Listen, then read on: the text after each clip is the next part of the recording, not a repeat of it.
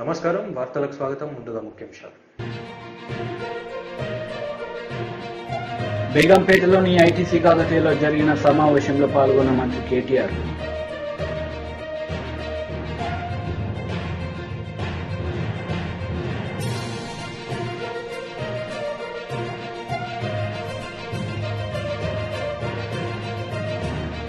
Janasena party కార్యకర్తల ఆత్మీయ సమావేశం, వైసీపీపై నాదెండ్ల మనోహర్ ఫైర్.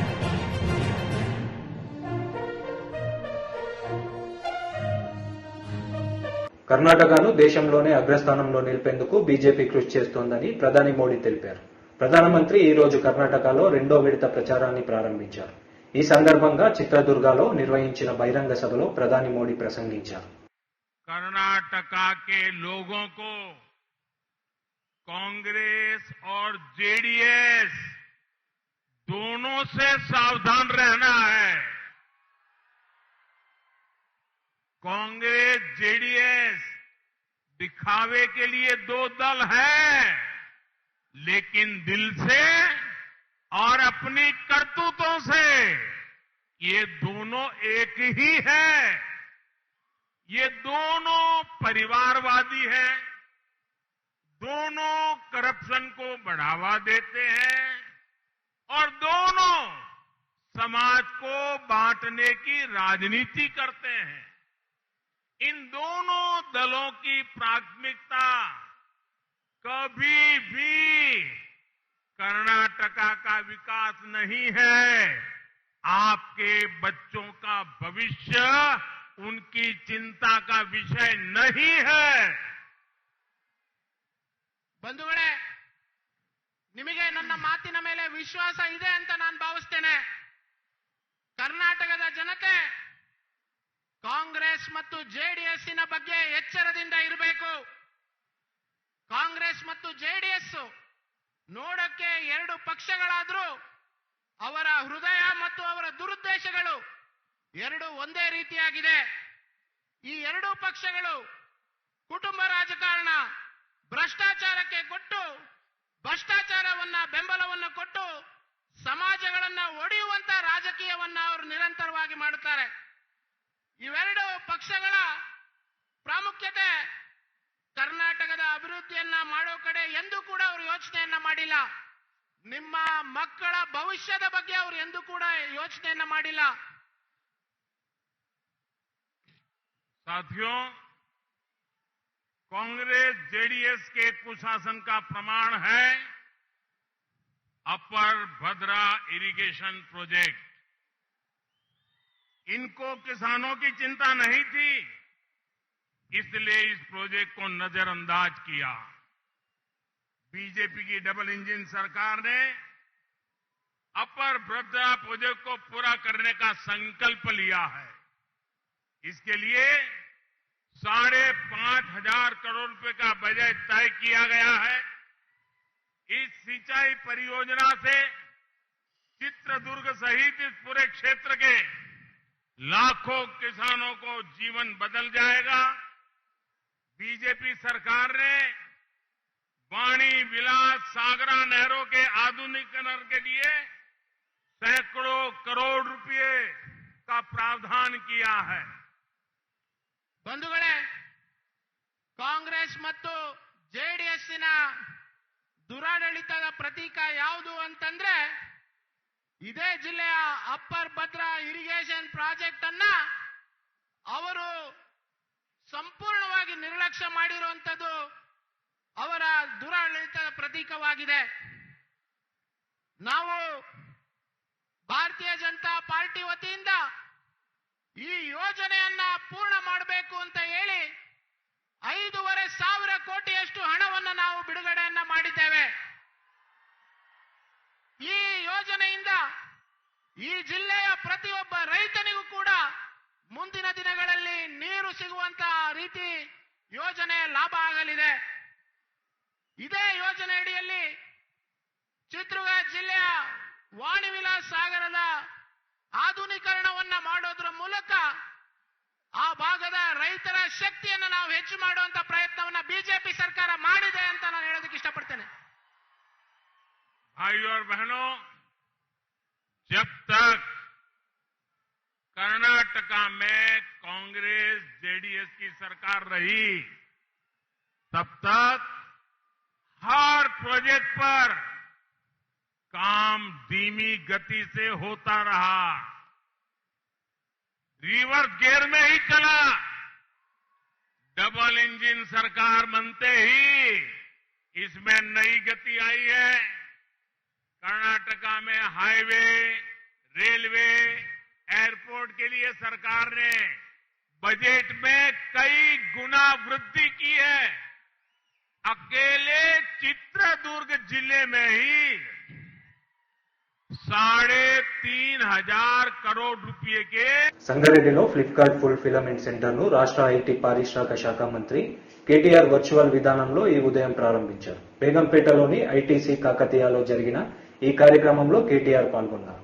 ఈ కార్యక్రమానికి ఐటీ ముఖ్య కార్యదర్శిగా జయేష్ రంజన్, ఫ్లిప్కార్ట్ సీఈఓ కళ్యాణ్తో పాటు పలువురు హాజరయ్యారు. But just wanted to place 2-3 things on record and make a formal request to you as well.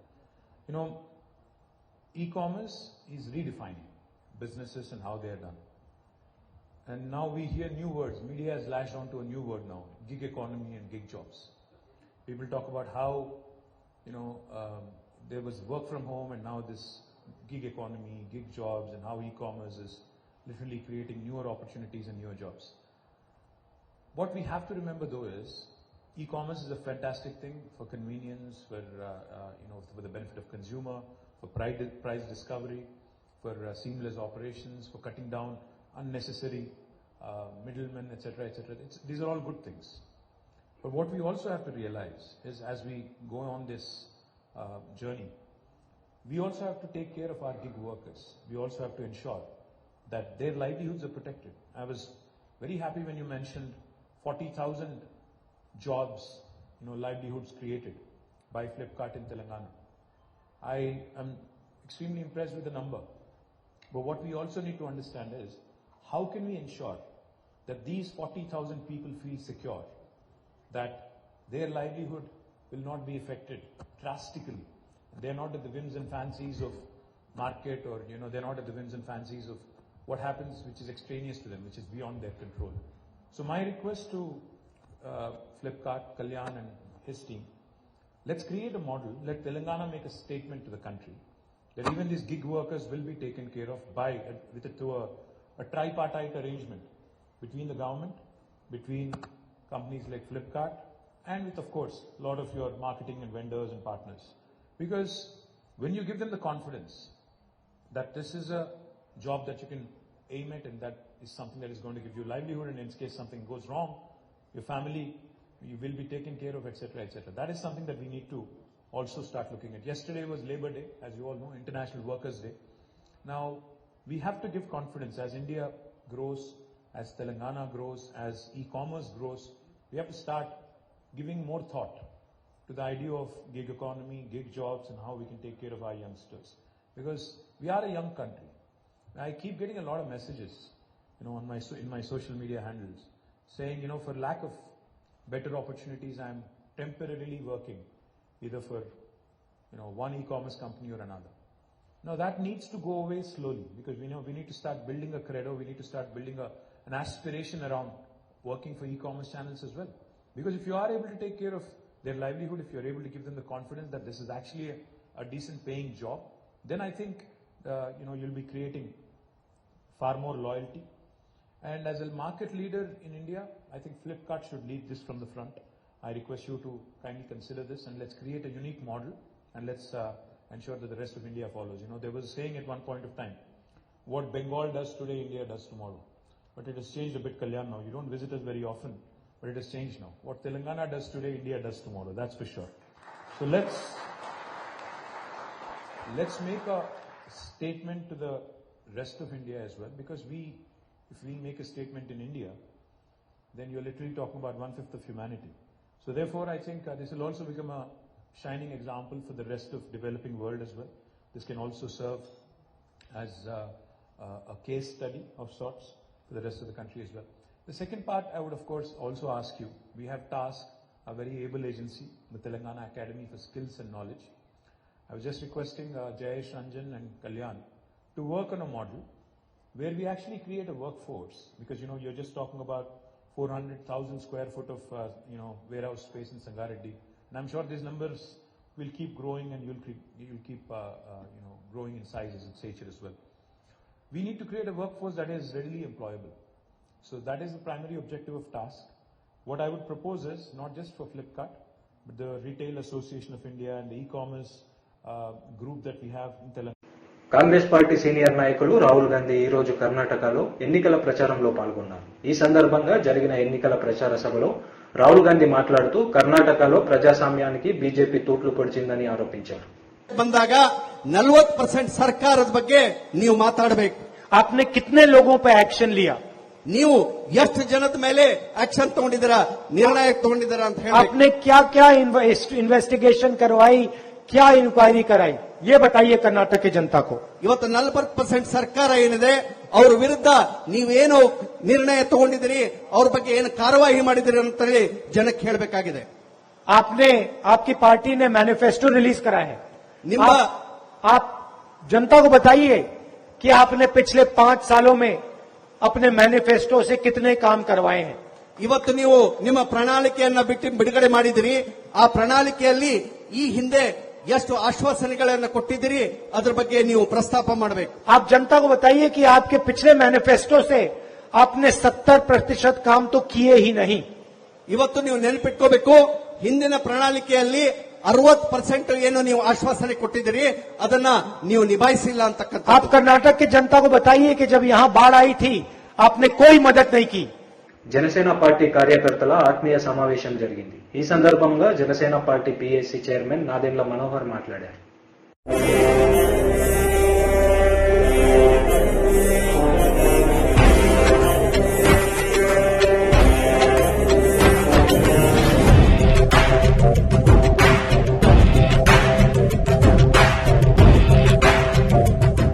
వేదిక అలంకరించిన ప్రతి ఒక్కరికి, మన జన సైనికులకి, మన వీర మహిళలకి ప్రత్యేకంగా అహర్నిశలు మీరు కృషి చేసి మన పార్టీ అధ్యక్షులు పవన్ కళ్యాణ్ గారి కోసం ఎన్నికలు జరిగినప్పుడు ఒక పెద్ద ఎత్తున మీరందరూ కూడా కష్టపడ్డారు. వాస్తవంగా ఇందాక మన సోదరుడు చెప్పినట్టు ఇక్కడున్న నాయకత్వాన్ని వేరే చోట ఉపయోగించుకోవడం, సమన్వయపరచుకోలేకపోవడం, ఇతర నియోజకవర్గాల నుంచి కొంతమంది ఇక్కడ రావడం, అది ఖచ్చితంగా ఒక రాంగ్ మెసేజ్ వెళ్ళిందనే భావన మన పార్టీ అధ్యక్షులు పవన్ కళ్యాణ్ గారు కూడా చాలా స్పష్టంగా దాని గురించి అర్థమైంది. పార్టీ నిర్మాణం అనేది దయచేసి కొంచెం ఓపికగా వినండి. పార్టీ నిర్మాణం ఎప్పుడు కూడా ఒక నెల రోజుల్లోనో ఒక 15 రోజుల్లోనో పూర్తి కాదు. అందులో పవన్ కళ్యాణ్ గారు నమ్మేది ఏంటంటే జనసేన పార్టీ స్థాపించిందే భవిష్యత్తు కోసం, మన యువత కోసం, సామాన్యుల కోసం. సో ఆ సామాన్యులు, యువత ఎవరైతే ఆసక్తికరంగా రాజకీయాల్లో ప్రవేశించి కష్టపడి పనిచేసి సమాజానికి ఉపయోగపడాలనే భావజాలం ఉన్న వ్యక్తులు ఎవరైతే ఉన్నారో వాళ్ళు కొన్ని రోజులు ప్రయాణం చేయాలి మనతో పాటు. లేకపోతే తొందరపడి ఒక ఎలక్షన్లప్పుడు వచ్చి మళ్ళీ కనపడకుండా వెళ్ళిపోవడం, పార్టీ టికెట్ తీసుకుని మళ్ళీ ఎక్కడ పోయారో ఎవరు తెలియకపోవడం, దానివల్ల పార్టీకి నష్టమే కాకుండా స్థానికంగా కూడా మీకు అందుబాటులో లేకపోవడం వలన, ఇక్కడ నాయకత్వం పెంచలేకపోవడం వలన చాలా తీవ్రమైన ఇబ్బందులు పడుతూ ఉంటాం పార్టీలో. వాస్తవంగా ఒక నియోజకవర్గంలో మండల కమిటీలు కానివ్వండి, డివిజన్ కమిటీలు కానీ వేసుకోవాలంటే కేంద్ర కార్యాలయం నుంచి 5 సార్లు హరిప్రసాద్ రావాల్సిన అవసరం లేదు. అర్థం చేసుకోండి మీరు కూడా. ఇక్కడ నాయకత్వం పటిష్టంగా ఉండి మీరందరూ యాక్టివ్గా ఉంటుంటే ఒక అరగంట పని ప్రతి డివిజన్ నుంచి పోటీ చేసిన మన కార్పొరేటర్లు గెలిచిన వాళ్ళు కాకుండా ఇంకెవరైనా సీనియర్ నాయకులు ఉన్నారా, వాళ్ళకి అవకాశం ఇవ్వండి, వాళ్ళ పేర్లు ఇవ్వండి, 3 పేర్లు ఇవ్వండి. ఆ 3 పేర్లోంచి సామాజిక కోణాన్ని చూసి, ఎందుకంటే కేంద్ర కార్యాలయం నుంచి కొన్ని నిర్ణయాలు తీసుకునేటప్పుడు ఎప్పుడు కూడా జిల్లాను ఒక యూనిట్గా తీసుకుంటాం, ఒక నియోజకవర్గాన్ని యూనిట్గా తీసుకోం. సో జిల్లాని యూనిట్గా తీసుకున్నప్పుడు కులాల నుంచి, మతాల నుంచి, వివిధ వర్గాల నుంచి, యువత కోసం, మహిళల కోసం దానికి పవన్ కళ్యాణ్ గారు కొన్ని నిర్దిష్టమైన సలహాలు, ఆదేశాలు ఇచ్చారు. దాన్ని పాటించుకుని అందరికీ న్యాయం జరిగే విధంగా, ఎక్కువ మంది యువతకు అవకాశం ఇచ్చే విధంగా ఈ కమిటీలో స్థానం కల్పించమని మన పార్టీ అధ్యక్షులు చెప్పారు. అందువల్ల ఆ కసరత్తులో భాగంగానే చాలా సమయం వెచ్చించి ఆయన కూర్చున్నారు. నేను ఇంకో మాట చెప్తున్నాను. ఆ రోజు హరిప్రసాద్ గారిని పంపించినప్పుడు కూడా పవన్ కళ్యాణ్ గారు కోరింది ఏంటంటే ప్రతి వార్డు నుంచి, ఒక డివిజనే కాదు, ప్రతి బూత్ నుంచి మన నాయకత్వం ఎక్కడ ఉందో వాళ్ళని గుర్తించండి. వాళ్ళ పేర్లు రాసుకురండి, ఫోన్ నంబర్ రాసుకురండి, ఒక ఎక్సర్సైజ్ చేద్దాం. ముందు గాజువాకతో మొదలు పెడదాం, విశాఖపట్నం నుంచి మొదలు పెడదామని ఆ రోజు ప్రక్రియ చేశాం. పవన్ కళ్యాణ్ గారు ఆ రోజున గాజువాక నుంచి ఎందుకు పోటీ చేశారు? రాష్ట్రంలో ఒక మార్పు తీసుకురాగలుగుతాం, ఈ ప్రాంతంలో ఉన్న సమస్యల గురించి, ప్రత్యేకంగా గంగవరం పోర్టు గురించి, ఇక్కడ ఉన్న స్టీల్ ఫ్యాక్టరీ గురించి, ఇక్కడ ఉన్న ఉపాధి, పవన్ కళ్యాణ్ గారు ఏ విధంగా మాకు వివరిస్తారో ఆ ఆలోచన విధానాన్ని మీకు తీసుకురావాలి. ఇది మా డ్యూటీ. కానీ క్షేత్రస్థాయిలో పార్టీ బలోపేతం కోసం, పార్టీ విధానాన్ని ప్రజలకు తీసుకెళ్ళడానికి కోసం ఆ బాధ్యత మీరే తీసుకోవాలి. ఎంతో మంది చాలా అద్భుతంగా క్రియాశీలక సభ్యత్వం చేయించారు మన గాజువాకలో. గత సంవత్సరం కూడా చాలా గొప్పగా చేశారు, ఈ సంవత్సరం ఇంకా బాగా చేశారు. మనస్ఫూర్తిగా మిమ్మల్ని అందరినీ అభినందిస్తున్నాను. వేల సంఖ్యలో మనం క్రియాశీలక సభ్యత్వం చేశాం. వాలంటీర్లు 300, 500, 600 చేసిన వాలంటీర్లు ఎంతో మంది మనకి గాజువాక నియోజకవర్గం నుంచి వచ్చారు. 1200 కూడా చేశారు. సో ఆ విధంగా మీరు ఆ స్ఫూర్తి చూపించినప్పుడు దయచేసి మీరు ఎవరో ఎన్నో మాట్లాడినారని చెప్పి దాని గురించి మీరు తగ్గబాకండి. రెట్టింపు ఉత్సాహంతో రాబోయే ఎన్నికల్లో జనసేన పార్టీ జెండా గాజువాకలో ఎగరాలి. మన అందరం కష్టపడాలి దానికోసం. ప్రతి వార్డులో, ప్రతి డివిజన్లో, ప్రతి ఊర్లో మీరు తిరగండి. మీ వంతు మీరు ప్రయత్నం చేయండి పార్టీ బలోపేతం కోసం. ఇది అవసరం మనకి. ఈ ఎన్నికలు అనేది మనం ఇంత కష్టపడి ఇంత పోరాటం చేస్తున్నాం. 9 సంవత్సరాలు పవన్ కళ్యాణ్ గారు పార్టీని ఎన్నో కష్టాలు ఎదుర్కొని ఇంత దూరం తీసుకొచ్చారంటే అది మన రాష్ట్ర ప్రజల కోసమే, మీకోసమే. అంకిత భావంతో పనిచేసే వ్యక్తి పవన్ కళ్యాణ్ గారు. అది గుర్తు పెట్టుకోండి మీరు. ఆయన ఎప్పుడు కూడా తక్కువ మాట్లాడి ఎక్కువ పనిచేద్దాం, వీలైనంత వరకు మన ఇచ్చిన మాట మాత్రం మనం నిలబెట్టుకోవాల్సిందే, దానికి మనం కట్టుబడి ఉండాలని పదే పదే చెప్తూ ఉంటారు. అందులో భాగంగానే ఈరోజు మీకు మాట ఇస్తున్నాం. మే 15వ తారీఖు కల్లా ఖచ్చితంగా డివిజన్ లో ఉన్న పెద్దలందరినీ కూడా సంప్రదించి తీసుకున్న జాబితాని సిద్ధం చేశారు. తప్పకుండా సామాజిక కోణం నుంచి ఒకసారి చూసి యువతకు ఎక్కువ ప్రాధాన్యత ఇచ్చి, మహిళలకు ప్రాధాన్యత ఇచ్చి ఆ కమిటీలు అనేది మా 15వ తారీఖు కల్లా పూర్తి చేసి పవన్ కళ్యాణ్ గారి ఆమోదంతో మిమ్మల్ని అందరినీ గర్వపడే విధంగా ఒక చక్కటి కమిటీ వేసుకుందాం మన గాజువాకలో. కమిటీ వచ్చిన తర్వాత ఇంకా పెద్ద బాధ్యత ఉంటుంది మీకు. అదేంటంటే మీరు పవన్ కళ్యాణ్ గారి ప్రతినిధులుగా దయచేసి జాగ్రత్తగా మీరు పార్టీ నిర్మాణం కోసం మీరు పనిచేయండి. భవిష్యత్తులో ఎక్కడ కూడా పొరపాటు లేకుండా, కమ్యూనికేషన్ గ్యాప్ లేకుండా మేము ఆ బాధ్యత తీసుకుంటాం. నేను కూడా ప్రతి నెలకు ఒకసారి ఈ మీటింగ్ ఏదైతే చెప్పానో ఇందాక పాల్గొనడానికి నేను ప్రయత్నం చేస్తాను. పవన్ కళ్యాణ్ గారు కూడా వస్తారు ఒక మీటింగ్ కోసం, ఇంకో నాయకులు వస్తారు. కానీ అందరూ కూడా కలిసికట్టుగా మనం చేయాల్సిన ఈ ప్రయాణాన్ని సక్సెస్ఫుల్ చేసేటట్టు మనం ముందుకెళ్దాం. సమయం తక్కువ ఉంది. నేను గంగారాం పోర్ట్ కొంతమంది కార్మిక సోదరులు అక్కడ జరిగిన నిర్వాసితుల సమస్యలపైన తెలుసుకోవడానికి మన గోవింద్ రెడ్డి గారి ఆఫీస్కి వస్తానని చెప్పాను. అక్కడి నుంచి నేను మళ్ళీ ఎయిర్పోర్ట్ వెళ్ళాలి. సో ఇంకో సందర్భంలో మనందరం కూడా ఇంకా పెద్ద హాల్లో చాలా అద్భుతంగా మనం మీ కమిటీ మొత్తం ఏర్పాటైన తర్వాత ఒక మంచి కార్యక్రమం చేసుకుందామని మనస్ఫూర్తిగా మిమ్మల్ని ఇంకోసారి నేను ధన్యవాదాలు తెలుపుకుంటూ సెలవు తీసుకుంటాను. జై జనసేన, జై జనసేన. విశాఖపట్నంలో పార్టీ కార్యాలయం నుండి వైఎస్ఆర్సీపీ ఎమ్మెల్యే వరుడు కళ్యాణి ప్రెస్ మీట్ నిర్వహించారు. ఈ సందర్భంగా ఆమె మాట్లాడారు. అందరికీ నమస్కారం. గత 4-5 రోజులుగా చంద్రబాబు నాయుడు గారైనా, లోకేష్ గారైనా చెప్తున్న అబద్దాలు, చేస్తున్న ఆరోపణలు మనం చూస్తూ ఉన్నాం. వాటి మీద వాస్తవాలు ప్రజలకు వివరించాలని ఈరోజు ఇక్కడికి రావడం జరిగింది. చంద్రబాబు నాయుడు గారు ఒకవైపు, లోకేష్ గారు ఒకవైపు కర్మయాత్ర అంటూ ఒకరు, ఇంకొకరు పాదయాత్ర అంటూ ప్రజల్లో తిరుగుతూ ఉన్నారు. ఆ యాత్రలకి జనాలు రావట్లేదు, మనం చూసాం. దాంతో విపరీతమైన ఫ్రస్ట్రేషన్ గురైపోతూ ఉన్నారు. గురైపోయి మా పార్టీ అధ్యక్షులైన జగన్మోహన్ రెడ్డి గారి మీద, ఆయన సతీమణైన భారతమ్మ గారి మీద తీవ్రంగా విమర్శలు చేస్తూ ఉన్న పరిస్థితి మనం చూసాం. ఎంత ఘోరంగా అంటే అన్ని సర్వేల్లో కూడా జగనన్నే ముఖ్యమంత్రి మళ్లీ అవుతారని వస్తూ ఉండే పరిస్థితితో చంద్రబాబు నాయుడు గారు విపరీతమైన ఫ్రస్ట్రేషన్ గురైపోయి ఆ ఫ్రస్ట్రేషన్ పీక్ కి వెళ్లిపోయింది. ఎన్ని పాదయాత్రలు చేసినా వాళ్ళ పార్టీ మరి లేవదు, మరి బలపడదు అని అర్థమైంది. మొన్నే ఒక నేషనల్ ఛానల్ సర్వేలో వైఎస్ఆర్ కాంగ్రెస్ పార్టీకి 25కి 25 ఎంపీ సీట్లు వస్తాయని మనందరం విన్నాం. అలాగే దాన్ని బట్టి అర్థమైంది ఏంటంటే జగనన్న వెనకే ప్రజలందరూ ఉన్నారని. నేషనల్ ఛానల్ సర్వేయే కాదు, చంద్రబాబు నాయుడు గారు సొంతంగా సర్వేలు చేయించుకుంటున్నారు. అందులో కూడా జగనన్నే మళ్ళీ ముఖ్యమంత్రిగా అవుతారని వస్తూ ఉంది. వీళ్ళ యాత్రలకు జనాలు రావట్లేదు. దాంతో పిచ్చి పిచ్చిగా అబద్దాలు చెప్తూ ఉన్నారు. ప్రజల్ని మభ్య పెట్టడానికి ట్రై చేస్తూ ఉన్నారు. అందులో భాగంగా మన చెప్తున్నారు చంద్రబాబు నాయుడు గారు. ఈ అబద్దాల్లో భాగంగా ఏంటంటే మళ్ళీ అతను ముఖ్యమంత్రి అయితేనంట పేదల్ని కోటీశ్వరులను చేస్తాడట. మరి అయ్యా చంద్రబాబు నాయుడు గారు, మీకు ఒకటే అడుగుతున్నాను, 3 సార్లు ముఖ్యమంత్రి అయ్యారు కదా, ఎందుకు అప్పుడు కోటీశ్వరులను చేయలేదు? మిమ్మల్ని ఎవరు అడ్డుకున్నారు? ప్రజల్ని కోటీశ్వరులు చేయకుండా ఎవరైనా మిమ్మల్ని అడ్డుకున్నారా? మరి 3 సార్లు ముఖ్యమంత్రి మీరు ఏం చేశారు? అప్పుడు మీరు ఉత్తరాంధ్ర అభివృద్ధి తీసుకుంటే జగన్మోహన్ రెడ్డి గారు ప్రెసెంట్ 4 మెడికల్ కాలేజీలు కట్టిస్తూ ఉన్నారు. అలాగే ఒక ట్రైబల్ యూనివర్సిటీని కూడా కడుతూ ఉన్న పరిస్థితి.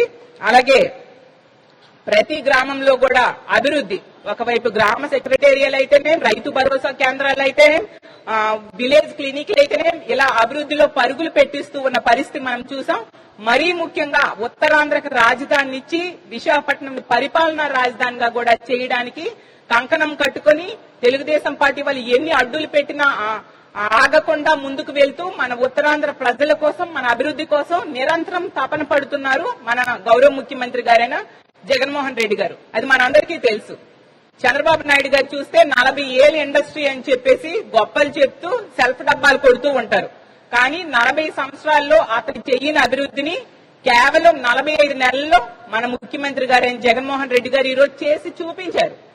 మనం చూస్తే చంద్రబాబు నాయుడు గారి పబ్లిసిటీ బాగా ఎక్కువ, జగన్ అన్న తీసుకుంటే క్రెడిబిలిటీ ఎక్కువ.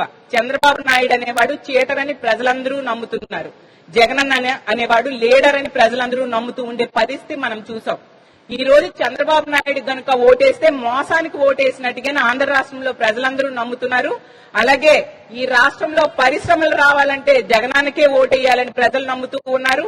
ఈ రాష్ట్రంలో ఉద్యోగ ఉపాధి అవకాశాలు కావాలంటే జగనానికే ఓటేయాలని ఆంధ్ర రాష్ట్రంలో ఉన్న ప్రజలందరూ నమ్మే పరిస్థితిని జగన్మోహన్ రెడ్డి గారు ఈ రోజు కల్పించారు. ప్రతిపక్షాలకి ఒకటే చెప్తున్నాను, చంద్రబాబు నాయుడు గారికి గాని, లోకేష్ గారికి గాని, అతని అనుచరులకు గాని, 600 అగ్రహారం బీడైనా కూడా మళ్లీ 2024లో జగనన్న ముఖ్యమంత్రి అవడం ఖాయం. 2024లో 175కి 175 సీట్లు వస్తాయి. ఒక్క సీటు కూడా తగ్గేదే లేదు అని మీకు సగర్వంగా తెలియజేస్తూ ఉన్నాను. అలాగే జగనన్న కూర్చున్న సీటు 1 ఇంచు కూడా మీరు కదపలేరు. అలాగే ఇలాంటి అబద్ధపు ప్రలాపనలు గనుక మీరు చేస్తే రానున్న రోజుల్లో ప్రజలు మీకు తగిన బుద్ధి చెప్పడానికి మరొకసారి సిద్ధంగా ఉన్నారు. మీకు ఇప్పుడు వచ్చిన కనీసం ఈ ప్రతిపక్ష హోదా కూడా రానున్న రోజుల్లో రాదు అని తెలియజేసుకుంటూ సెలవు తీసుకుంటున్నాను. Thank you. టీడీపీ కేంద్రం కార్యాలయం వద్ద కొల్లు రవీంద్ర ఆధ్వర్యంలో బీసీ సెల్ ఆందోళన చేపట్టింది. ఈ సందర్భంగా కొల్లు రవీంద్ర మీడియాతో మాట్లాడారు.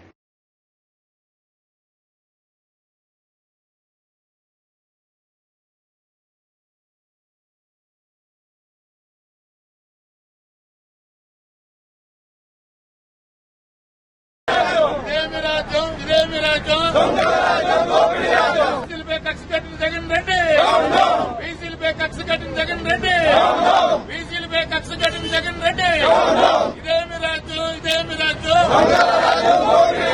ఇదేమి రాజ్యం ఇదేమి రాజ్యం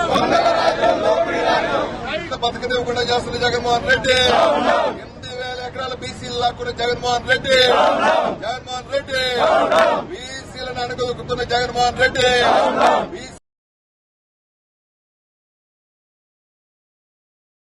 ఈరోజు జాతీయ తెలుగుదేశం పార్టీ కార్యాలయం వద్ద రాష్ట్ర బీసీ విభాగం అధ్యక్షుడు కొల్లూరు రవీంద్ర గారి అధ్యక్షతన సాధికార కమిటీ సమావేశాల సందర్భంగా నిరసన కార్యక్రమాన్ని ఇక్కడ ఏర్పాటు చేశాం ఈ ప్రభుత్వానికి వ్యతిరేకంగా. ఎందుకంటే ఈ రోజున మా బీసీ నాయకులైనటువంటి ఆదిరెడ్డి వాసు గారు, ఆదిరెడ్డి అప్పారావు గారు మాజీ శాసనమండలి సభ్యులు అక్రమంగా అరెస్ట్ చేశారు. ఎందుకంటే మొన్న శాసనమండలి ఎన్నికల్లో ఆదిరెడ్డి భవానీ గారు శాసనసభ్యురాలని ఓటుకు రావద్దని ఎంత బలవంతం పెట్టినా ఆ కుటుంబం మొత్తం వచ్చి ఓటేశారు. ఆ కక్ష పెట్టుకుని ఈ రోజున రాత్రి అరెస్ట్ చేశారు. అదేమంటే చిట్లుండి అని చెబుతా ఉన్నాడు. ఎవరు కంప్లైంట్ చేశారు? ఎవరు కంప్లైంట్ చేశారో ఇవాళ ఒకటే, వైసీపీ ప్రభుత్వం వచ్చిన తర్వాత 26 మందిని హత్య చేసింది ఈ ప్రభుత్వం, జగన్మోహన్ రెడ్డి గారు. అయినా కడుపు మంట చల్లారలా బీసీ మీద. 2650 మంది మీద దాడులు చేయించారు, ఆస్తులు ధ్వంసం చేశారు. అయినా ఆయనకు కడుపు మంట చల్లారలేదు. 8000 ఎకరాలు బీసీలకు సంబంధించిన భూములు లాక్కున్నారు. అయినా బీసీల మీద కక్ష చల్లారలేదు. అంతేకాదు మా నాయకుడు ఇవాళ ఒకటే హెచ్చరిస్తున్నాం, మీరు రాబోయే రోజుల్లో తగిన మూల్యం చెల్లించుకోబోతా ఉన్నారు. బీసీలందరూ మిమ్మల్ని బంగాళాఖాతంలో కలిపే రోజులు దగ్గరకుండే, మిమ్మల్ని తరిమి ఈ రాష్ట్రం నుంచి కొట్టే రోజులు ఇంకా చాలా దగ్గరలో ఉండే అని చెప్పి హెచ్చరిస్తూ గుర్తుపెట్టుకోండి. మా బీసీల జోలికి వస్తే భవిష్యత్తులో రవీంద్ర గారి నాయకత్వంలో ఈ బీసీ విభాగం మిమ్మల్ని బంగాళాఖాతంలో కలపడం ఖాయమని చెప్పి హెచ్చరిస్తా ఉన్నాను. వైఎస్ఆర్ జగన్మోహన్ రెడ్డి ప్రభుత్వం అడుగడుగున తన అవినీతిని కప్పిపుచ్చుకోవడానికి ఇవాళ అక్రమ అరెస్టులు చేస్తున్నారనే దానికి మరొక నిదర్శనం ఆదిరెడ్డి అప్పారావు గారు, ఆదిరెడ్డి వాసు గారిల అరెస్టే.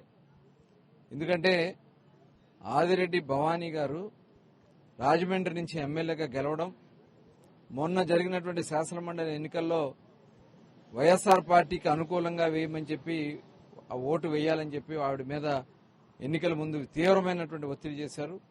అయినా కూడా తలొక్కకుండా ఆవిడ వచ్చి తెలుగుదేశం పార్టీ బలపరిచినటువంటి అభ్యర్థి పంచుమతి అనురాధ, ఒక బీసీ మహిళగా ఆవిడ వచ్చి ఓటేశారనే కక్షతో మరి ఈరోజు ఎటువంటి కంప్లైంట్ ఇవ్వనటువంటి చిట్ ఫండ్ కంపెనీ పైన వీళ్ళు దాదాపుగా 40 సంవత్సరాలుగా వ్యాపారం చేస్తా ఉన్నారు. ఒక్క సింగిల్ కంప్లైంట్ కూడా వాళ్ళ మీద ఇప్పటివరకు రాలే.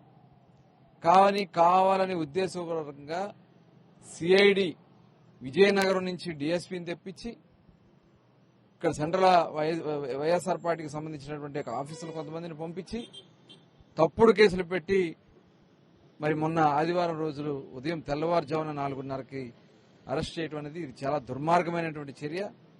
ఇవాళ జగన్మోహన్ రెడ్డి ఒక ఆర్థిక ఉగ్రవాది. దాదాపు 11 సిబిఐ కేసులున్నాయి, ఈడీ కేసులున్నాయి. ఇవాళ నువ్వు వాయిదాలకు వెళ్లకుండా తప్పించుకుంటూ పిటిషన్లు వేసుకుంటూ తిరుగుతున్నటువంటి ఈ జగన్మోహన్ రెడ్డికి ఇవాళ ఈ రకంగా ఒక కక్ష సాధింపుల చర్యలు చేస్తా ఉన్నాడు. ఎన్నికల ముందు చెప్పావు అగ్రిగోల్డ్ అన్నావు, ఇవాళ అగ్రిగోల్డ్లో ముద్దాయిని తప్పించే కార్యక్రమానికి నువ్వు చేస్తా ఉన్నావు. ఇవాళ ఎక్కడన్నా బాధితులకి న్యాయం చేశాడా ఈ ముఖ్యమంత్రిని మేము అడుగుతా ఉన్నాం. అదే కాదు, మరి వైజాగ్కి చెందినటువంటి మల్లా విజయ్ ప్రసాద్ 4,000 కోట్ల రూపాయలు చిట్ ఫండ్ లో అవినీతి చేసి కంప్లైంట్లు వచ్చి ఎగ్గొడితే కనీసం వాళ్ళు ఇంకా చూడవు. ఇవాళ పక్కనున్నటువంటి ఒరిస్సా రాష్ట్రం నుంచి వచ్చి ఒరిస్సా పోలీసులు అరెస్ట్ చేసి తీసుకెళ్తే కంప్లైంట్ లేనటువంటి ఇవాళ ఆదిరెడ్డి భవానీ గారికి సంబంధించినటువంటి అప్పారావు గారిని, వాళ్ళ మామగారిని, వాళ్ళ భర్త వాసుని అరెస్ట్ చేశారంటే ఇది ఒక అరాచకమైనటువంటి పరిపాలన. ఖచ్చితంగా ఇవాళ ఈ జగన్మోహన్ రెడ్డి వచ్చే దగ్గర నుంచి బీసీలని అణిచేసే కార్యక్రమం జరుగుతోంది. అందులో భాగంగా దాదాపు 26 మందిని పొట్టన పెట్టుకున్నాడు. ఇవాళ దాదాపు 2,500 కేసులు పెట్టాడు, ఆస్తులు ధ్వంసం చేస్తా ఉన్నాడు. ఇవాళ ఈ రాష్ట్రంలో పెట్టుబడులు నేను ప్రోత్సహిస్తానని చెప్తున్నటువంటి వ్యక్తి ఇవాళ బీసీలను వ్యాపారం చేసుకోకుండా ఈ రాష్ట్రం నుంచి తరిమేసే కార్యక్రమాలు చేస్తా ఉన్నాడు. దయచేసి ఇప్పటికైనా ప్రజలందరూ కూడా అర్థం చేసుకోవాలా.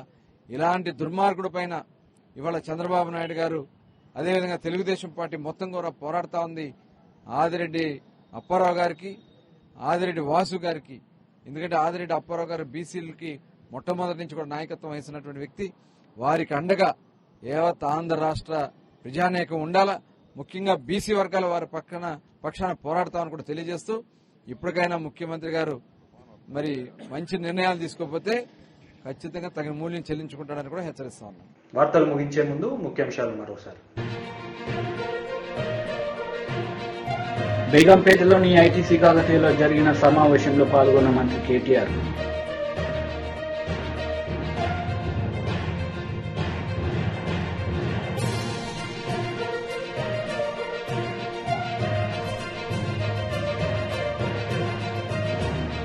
జనసేన పార్టీ కార్యకర్తల ఆత్మీయ సమావేశం, వైసీపీపై నాదెండ్ల మనోహర్ ఫైర్.